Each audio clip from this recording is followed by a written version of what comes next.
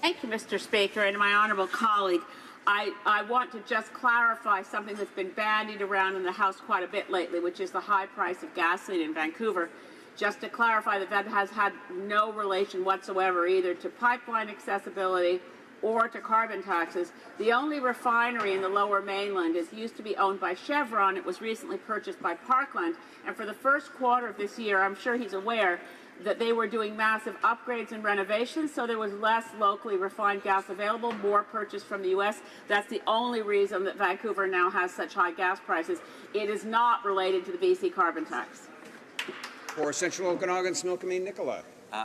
Mr. Speaker, I certainly appreciate this member's contribution for views regarding her constituents. I know she does a lot of town halls, as I do.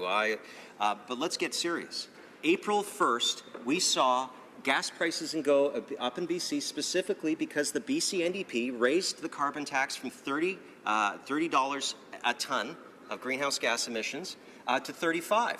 And under this Liberal imposed regime, it will go up to $50 by 2022. So gas prices went up in April.